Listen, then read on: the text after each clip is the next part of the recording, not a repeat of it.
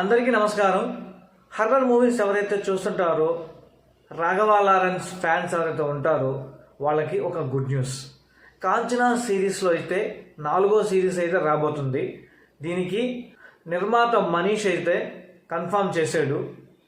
కాంచనా 4 అయితే రాబోతుంది. రాఘవ లారెన్స్ మళ్ళీ మనం హర్రర్ కామెడీలో అయితే చూడబోతున్నాం. దీంట్లో రాఘవ లారెన్స్తో పాటు పూజా హెగ్డే అయితే నటిస్తుంది. అలాగే బాలీవుడ్ నుంచి నోరా ఫతేహి కూడా నటిస్తుంది.